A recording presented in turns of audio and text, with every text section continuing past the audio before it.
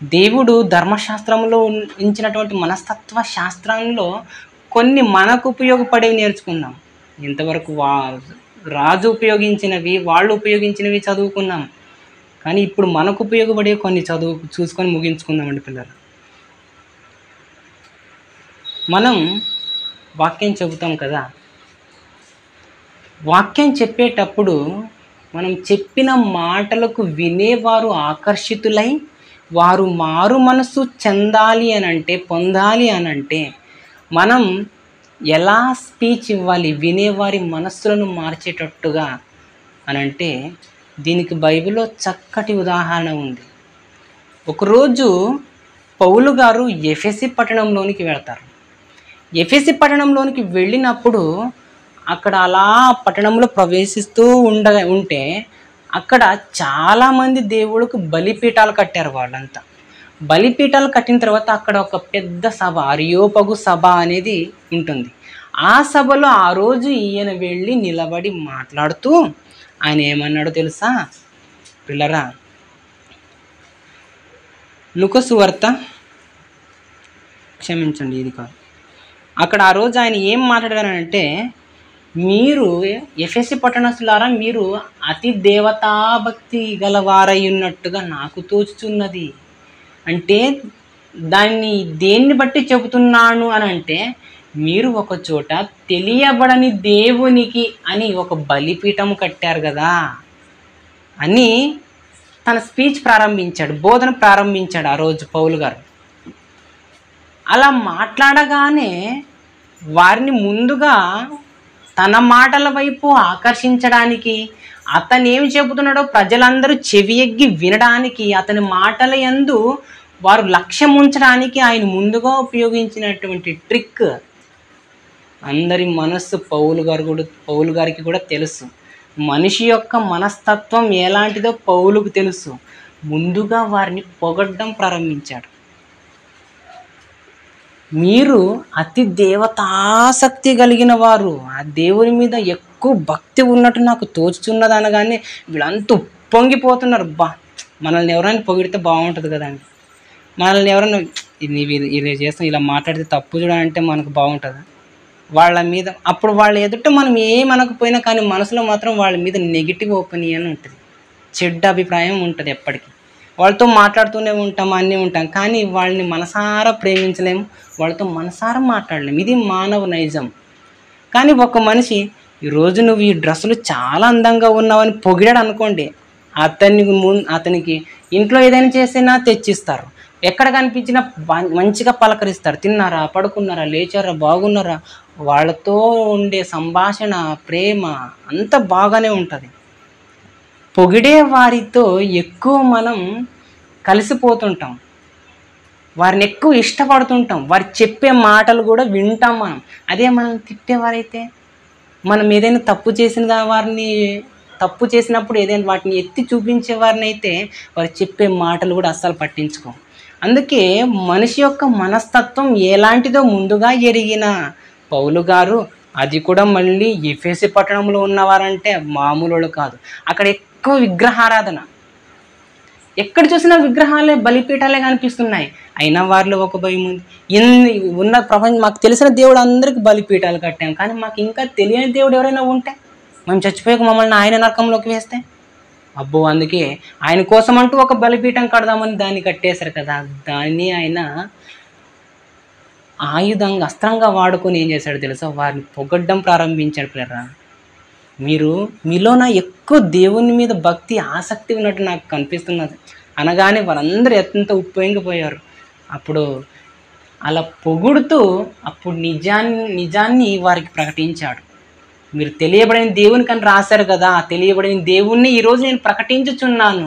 మనం చెప్పేటువంటి సత్యాన్ని వినేవారు నమ్మాలి, వారు మన మాటల మీద లక్ష్యం ఉంచాలి అని అంటే ముందుగా వారిని పొగట్టం ప్రారంభించాడు పౌలు గారు. నిజమే కదా పిల్లరా? కొత్తగా ఎవరైనా వచ్చి వాక్యం చెప్పారనుకోండి, చెప్పినప్పుడు పాప చెప్పింది, నువ్వేం చెప్పావు, అలానే చెప్పేది అని అంటే చిన్న పాప ఏమనుకోదేమో, కానీ పెద్దవాళ్ళు అయితే ఏమనుకుంటారు? నేను ఇంకొకసారి చెప్పనప్ప. అందుకే మనిషి యొక్క మనస్సు ఎలాంటిదో, వారి మనస్తత్వం ఎలాంటిదో ముందుగా ఎరిగిన పౌలు గారు అక్కడికి వెళ్ళి విగ్రహారాధికుల మధ్యన, విగ్రహారాధనతో నిండుకున్న పట్టణంలో వెళ్ళి వారిని పొగుడుతూ మాట్లాడడం ప్రారంభించాడు. అక్కడ అలా పొగుడుతూ వాక్యాన్ని బోధించినందుకే పౌలు గారు సంచారం చేసిన పట్టణాలన్నిటిలో కంటే ఎఫెసీ పట్టణంలోని ఎక్కువ కాలం ఉండి పనిచేశాడు ఆయన. అక్కడే ఆయన ఒక పాఠశాలను కూడా తీసుకొని ఒక బడిగా పెట్టాడు. ఆయన ఒక రూమ్ని, త్వరన్న అనేటువంటి ఒక వ్యక్తి ఒక పాఠశాలను తీసుకున్నారు. అక్కడ ఇలానే వాక్యం నేర్చుకునే గదిగా, శాలగా మార్చారు. ఇంతవరకు ఏ పట్టణంలో కూడా పౌలు గారు అలా చేయలేదు. చూడండి, కొన్నిసార్లు పొగడ్తలు కూడా మనిషిని దేవుని వాక్యం దగ్గరికి నడిపిస్తాయి. మళ్ళీ ఈ పొగడ్తలు అందరికీ వాడుకోవద్దండి సుమా. ఇది కూడా మనసే, దీన్ని కూడా వాడుకోవాలి. ఇప్పుడు బాగా తెలిసిన వాళ్ళని ఎక్కువ పొగడామనుకో అలానే ఉప్పొంగిపోయి నిన్నే తొక్కేస్తాడు, లేదా వాడైనా చెడిపోతాడు. ఈ పొగడ్తలు ఎవరికి పనికొస్తాయి? కొత్తగా వచ్చారు కదా సంఘానికి, వాళ్ళకి పనికి వస్తాయి. పాట పాడారా, వాక్యం చెప్పారా, ఈరోజు మీరు చాలా బాగా పాడారు చూడండి, ఈరోజు మీరు చాలా బాగా చెప్పారు చూడండి. అప్పుడు ఇలా మాట్లాడండి వాళ్ళ గురించి పాజిటివ్గా. అప్పుడు వాళ్ళు ఇంకా మీ మీద ప్రేమ ఎక్కువ అవుతుంది. మీరు చెప్పే మాటల మీద వాళ్లకు లక్ష్యం ఉంచడం కూడా పెరుగుతుంది. తరువాత వాళ్ళు చెప్పాలి, నేను పాడాలి, నేర్చుకోవాలన్న ఆసక్తి వాళ్ళు కలుగుతుంది. పిల్లరా, ఈ పౌలు గారికి ఉపయోగించినటువంటి మనస్తత్వాన్ని, ఆయన అర్థం చేసుకున్నటువంటి ఈ టెక్నిక్ని మనం కూడా పాటిస్తే మనం కూడా కొన్ని ఆత్మలను దేవుని యొద్దకు నడిపించే వారముగా మారగలము. ఇదొక్కటి. తర్వాత ఇంకొకటి చూసుకుందామండి. లూకా సువార్త 14:7.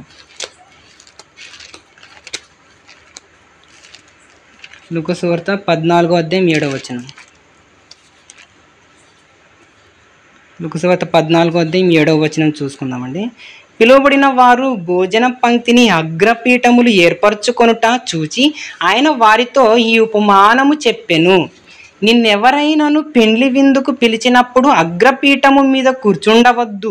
ఒకవేళ నీకంటే గనుడు అతని చేత పిలువబడగా నిన్నును అతనిని పిలిచిన వాడు వచ్చి ఇతనికి చోటిమ్మని నీతో చెప్పును. అప్పుడు నీవు సిగ్గుపడి కడపటి చోటున కూర్చుండసాగుదు. అయితే నీవు పిలువబడినప్పుడు నిన్ను పిలిచిన వాడు వచ్చి, స్నేహితుడా, పై చోటికి పొమ్మని నీతో చెప్పులాగా నీవు పోయి కడపటి చోటున కూర్చుండుము. అప్పుడు నీతో కూడా కూర్చుండు వారందరి ఎదుట నీకు ఘనత కలుగును. ఇంత గొప్ప మంచి మాటను చెప్పాడు పౌలు, యేసుక్రీస్తు వారు. నిన్ను ఎవరైనా విందుకు పిలిస్తే, ఏదైనా ఫంక్షన్కి వెళితే నీవు ముందే వెళ్ళి అగ్రస్థానంలో కూర్చోవద్దు, పైన కూర్చోవద్దు, కుర్చీలో కూర్చోవద్దు, మంచి పులిపీఠం మీద కూర్చోవద్దు. నువ్వు ఎక్కడ కూర్చోమని దేవుడు ప్రభువు చెప్తున్నాడు? కడపటను కూర్చో, కింద కూర్చో, చివరిన కూర్చో అని చెప్తున్నాడు. ఒకవేళ నువ్వు ముందు వెళ్ళి పైన కూర్చున్నావు అనుకో, అప్పుడు నీకంటే గొప్పవాడు ఎవరైనా వచ్చినప్పుడు, ఏమండి ఆయన వచ్చేసారండి, చీర లేదండి, చీర ఇవ్వండి అని అంటే ఎలా ఉంటుంది?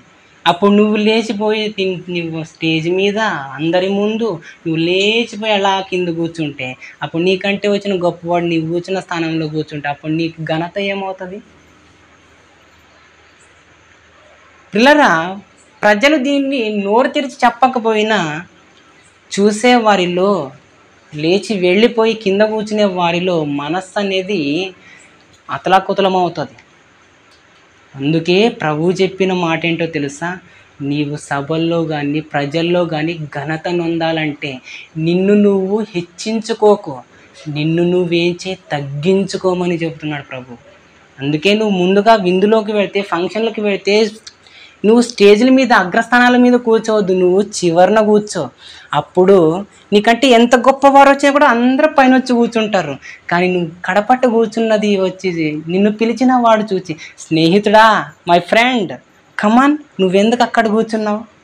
నువ్వు అక్కడ కాదు కూర్చోవలసింది, ఇక్కడ పైకి రా, ఇటు రాని ఎవరున్నారు అక్కడ, బాబు చేరు ఇవ్వని తీసుకొని వచ్చి చేరేపిచ్చి నిన్ను కూర్చోబెడితే అప్పుడు చూసేవాళ్ళందరూ, ఎవరండి ఈయన, అక్కడ కింద కూర్చున్న ఆయన్ని, ఇతనే ఫంక్షన్ అరేంజ్ చేసిన వ్యక్తే, కన్వీనరే, పిలిచి మరీ వేదిక మీద చేరేసి కూర్చోబెడుతున్నాడంటే అప్పుడు వెళ్ళి కూర్చున్న నీకు చూసే ప్రజలకి మనస్సులో ఎంత గొప్ప అభిప్రాయం కలుగుతుంది. ఘనత కాదా? అందుకే ప్రభువు చెబుతున్న మాట ఏమంటున్నాడు కింద, తన్ను తాను హెచ్చించుకొను ప్రతివాడును తగ్గింపబడును, తన్ను తాను తగ్గించుకొని వాడు హెచ్చింపబడును అని చెప్పాను. తగ్గించుకోవాలి మనల్ని మనం హెచ్చించుకుంటే తక్కువ వారం అవుతామని దేవుడు ముందుగానే మనకు రాయించి ఇచ్చాడు. ఈ సూత్రాలు ఎవరు నేర్పిస్తారు? లోకంలో బైబిల్ మాత్రమే నేర్పించగలదు. లోకంలో ఎక్కడ ఇలాంటి మాటలు దొరకవు పిల్లరా.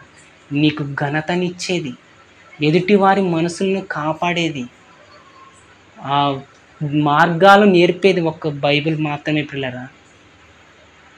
ఇంకో చివరి మాట చూసుకొని ముగించుకున్నామని.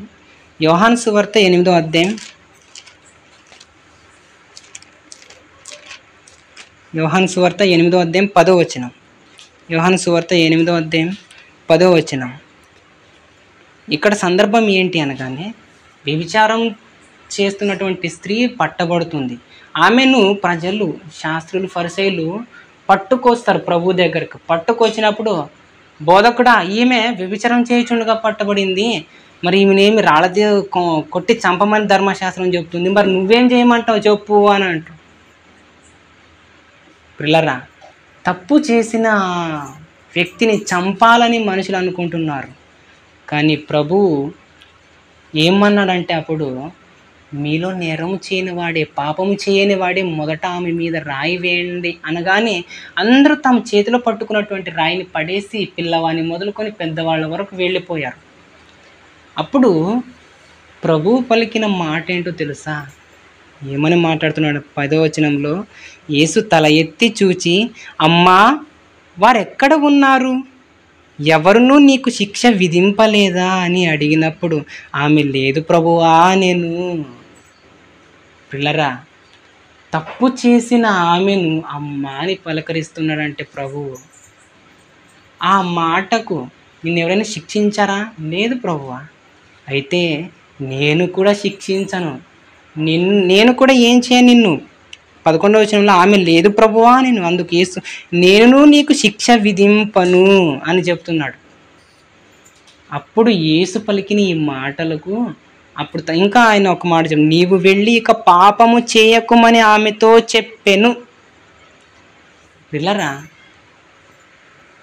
ఊరంతా కలిసి నువ్వు వ్యభిచారం చేస్తావు, నువ్వు పాపం చేస్తావని వీధిని పెట్టి అందరూ ఆమె గురించి మాట్లాడుతుంటే ఆమె మనసు అప్పుడు ఆ వేదన ఎలా ఉంటుంది, ఆ బాధ ఎలా ఉంటుంది? నలుగురిలోనే 4 మాటలు అనిపించుకుంటే, నిన్ననే నాకు చెప్పారు ఎవరు, ఇలా పనికి వెళ్ళినప్పుడు వదినలేమో ఒక స్త్రీని మాటల్లో అవమానపరిచారంట. ఏదో మాటల్లో అవమానపరిస్తే ఆ అమ్మాయి ఏం చేసిందని కానీ వెంటనే ఆ పొలంలోనే ఉన్నటువంటి ఒక ధాన్య కంకులలో సందుల్లోనికి వెళ్ళి దూరి అందులో ఊపిరాడకుండా కూర్చొని అక్కడే చచ్చిపోయిందంట. ఎందుకు చచ్చిపోయింది అని అంటే, పనికి వెళ్ళిన చోట వదినలు అందరూ ఆట పట్టించారని, ఆమె ఏదో చేసిందని వాళ్ళు నవ్వి మాట్లాడారు. దానికి మనస్సు నొచ్చుకున్నటువంటి ఆ అమ్మాయి ఆ పొలంలోనే రాశిగా పోసినటువంటి ధాన్యపు కంకులలో దూరి ఊపిరాడకుండా అందులోనే చచ్చిపోయింది అని. పిల్లరా, 4 మధ్యన 5 మధ్యన ఏదో అవమానపడితేనే మనం బ్రతకకూడదు, నేను నీకు చచ్చిపోవాలనేదంట డీప్గా వెళితే, మరి ఊరందరి ముందు గొప్ప గొప్పవారు, ప్రధానులుగా ప్రజల్లో ప్రఖ్యాతిగాంచిన వారి మధ్యన, ఇంకా చెప్పాలంటే ప్రభువు మధ్యన కూడా అంతమంది మధ్యన ఈమె నేరస్తురాలుగా వ్యభిచారం చేసిందని పట్టబడుతుంటే అందరూ మాట్లాడుతుంటే, అప్పుడు నేను చేసిన తప్పు అందరికి తెలిసిపోయింది కదా అని ఆమె మనసులో ఎంత బాధ ఉంటుంది, ఎంత ఆవేదన ఉంటుంది. ఎవ్వరూ ఆమె మనసును ఆలోచన చేయలేదు, ఎవ్వరూ ఆమె యొక్క మనస్తత్వాన్ని పట్టించుకోలేదు. అందరూ చంపాలని మాట్లాడిన వారే, కానీ ప్రభువు మాత్రమే ఆమె మనసును అర్థం చేసుకున్నాడు. ఆమె మనసును అర్థం చేసుకుని, అమ్మా నిన్ను ఎవరైనా శిక్షించారంటే, లేదు ప్రభువా అన్నది. అప్పుడు అలాగైతే నేను కూడా నీకు శిక్ష విధింపను, ఇక్కడి నుంచి వెళ్ళి పాపం చెయ్యకమంటే ఆమె నిజంగా పాపం చేయకుండా బ్రతికిందని నేను నమ్ముతున్నాను పిల్లలు. ప్రభువు మాట విన్నవారు ఎవ్వరూ తప్పిపోరు, రక్షణ పొందకుండా పోరు. ఆమెను కూడా అమ్మా అని పిలిచి మార్పు చెందేటట్టుగా పాపం చేయకు ఇంక నుంచి అని చెప్పి పంపించాడు పిల్లరా. మనం కూడా నేరస్తులైనా కూడా, తప్పు చేసిన వారైనా కూడా వారిని మనం కూడా ఇలాంటి సంభాషణ కలిగి ఉండాలి, ఇలాంటి పదాలతో పిలవాలి. గౌరవప్రదంగా వారిని పిలిచి వారికి పాపము చేయొద్దు అని నేర్పించాలి. ప్రభువు అదే నేర్పించాడు. తప్పు చేసిన వారిని మనం ఏం చేయాలో తెలుసా? వారికి మంచిగా కౌన్సిలింగ్ ఇవ్వాలి, ఇచ్చి పాపం చేయకూడదని వాళ్ళకి నేర్పించాలి. అప్పుడే కదా మన తండ్రి సంతోషించేది. బ్రతుకుని దిద్దుకొని బ్రతకడమే ఆయన నాకు ఇష్టం, వాళ్ళు మరణం నొందట నాకు ఇష్టం కాదని దేవుడు చెప్పాడు. మరి ఆ దేవునికి ఇష్టమైన పనిని మనం చేస్తే ఆయన ఎంత సంతోషిస్తాడు మన ద్వారా. గనుక ప్రియులారా, పాపము చేసిన వారైనా కూడా వారు రక్షణ పొందాలి, పాపంలో నుండి పరిశుద్ధతలోనికి రావాలి అంటే వారిని క్షమించి వారిని పాపము చేయకుండా పరిశుద్ధతలోనికి నడిపించాలి అని అంటే ప్రభువు చెప్పిన మార్గాన్ని మనం ఎంచుకోవాలి. ఆయన కూడా గొప్ప మనోశాస్త్రవేత్త. పుట్టిందే వారి నుండి, తండ్రి అయిన దేవుని నుండి, ప్రభువు నుండి పిల్లరా.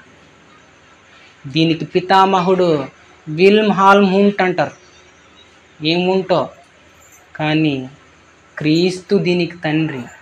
తండ్రి అయిన దేవుడే, యెహోవాయే దీనికి తండ్రి. నిజమైన మనోవిజ్ఞాన శాస్త్రం ఏదైనా ఉంటే అది బైబిల్ మాత్రమే పిల్లరా. దీన్ని చదువుకున్న వారు ఏ సమాజంలో తక్కువ వారు కాలేదు ఇంతవరకు. దీన్ని పట్టుకొని అనుసరించిన వారు సమాజంలో చిన్నవారు కాలేదు. దీన్ని చదివినందుకే మహాత్మా గాంధీ గొప్పవాడయ్యాడు. ఈ మాటను కాపీగొట్టి చెప్పుకున్నందుకే షేక్స్పియర్ గొప్పవాడయ్యాడు. దీన్ని చదువుకున్నందుకే, క్రీస్తు బైబిల్లో నేర్పించిన వాటిని చెప్పినందుకే ఎంతోమంది మహాత్ములయ్యారు, గొప్ప గొప్పవారయ్యారు. పిల్లరా, దీన్ని చదువుకుంటే మనం కూడా వారికంటే గొప్పవారం అయిపోతాం. కనుక పిల్లరా, మనమందరం దేవుడు రాయించి ఇచ్చినటువంటి పరిశుద్ధ గ్రంథాన్ని చదివితే మనకేమవుతుందో తెలుసా? దేవుని మనస్సు. ఇంతవరకు మనుషుల మనస్సును అర్థం చేసుకొని చెప్పడము, పాటించడము, నడుచుకోవడం చూసుకున్నాం. కానీ దేవుని మనస్సును అర్థం చేసుకుంటే, దేవుని మనోశాస్త్రం తెలుసుకుంటే, ఆ దేవుని మనస్సు, ఆయన అంతరంగం ఏంటో మనకు తెలుస్తుంది. వాక్యం ఎలాంటిది చదువుకుంటే దేవుని మనస్సు అని పేరు పెట్టారు దీనికి. దేవుని మనసు అర్థమవుతుంది పిల్లరా. దేవుని మనసును అర్థం చేసుకుంటే వాళ్ళు ఇంకా గొప్ప గొప్ప వాళ్ళు అయిపోతారు. కనుక బైబిల్ చదివే మనం అందరము మనుషుల మనసును ఒకటి అర్థం చేసుకోవడం కాదు, దేవుని మనసును కూడా అర్థం చేసుకోగలము. మనుషులకి ఏది ఇష్టమో, మనుషులకి ఏది అయిష్టమో తెలుసుకుంటాం. వాళ్ళని ఎలా సత్యమైన మార్గంలోనికి తేవాలి, ఎలా వారిని మంచి త్రోవలోనికి తేవాలనేది నేర్చుకోవడం మాత్రమే కాదు, దేవుని మార్గంలో ఎలా నడవాలి, ఆ దేవునికి ఇష్టమైనది ఏది అని తెలుసుకోవాలి, ఆ ఇష్టమైనది ఎలా నెరవేర్చాలి, ప్రతి ఒక్కటి మనం దీని ద్వారా నేర్చుకుంటాం. బైబిల్ చదువుకోవాలి. బైబిల్ ఎలాంటిదో తెలుసా? ఇది 2 అంచులు గల ఖడ్గము కంటే వాడిగా ఉండి ప్రాణాత్మలను, కీళ్లను, మూలుగను విభజించునంత మట్టుకు దూర్చు, హృదయం యొక్క తలాంపులను, ఆలోచనలను శోధించుచున్నది. నీ ప్రతి ఒక్క మనిషి మనస్సును శోధించేది వాక్యం పిల్లరా. నీ మనస్సు పవిత్రం అవ్వాలి అని అంటే, నీ మనస్సు దేవుని మనస్సును వెతకాలి అని అంటే వాక్యమే నీలోనికి ప్రవేశించాలి. అలా వాక్యాన్ని నువ్వు చదువుతూ, ధ్యానిస్తూ, ఆలోచిస్తే, వాటి భావాలలోనికి వెళితే దేవుని మనస్సు ఏంటో అర్థం చేసుకోగలవు, దేవుని కోసం బ్రతకగలవు పిల్లరా. మనకున్న కష్టాల్లో, ఇబ్బందుల్లో ఆయన్నే ఆశ్రయించాలి. ఆయనే మనకు తగిన జ్ఞానాన్ని ఇవ్వగలడు, ఆయనే మనల్ని నడిపించగలడు. ఈ మాటలన్నింటినీ హృదయంలో పెట్టుకోవాలి. దేవుని మనస్సును తెలుసుకునే బిడ్డలుగా మనం అందరం ఉండాలని తెలియజేస్తూ ఈ మాటలు ముగిస్తున్నాను.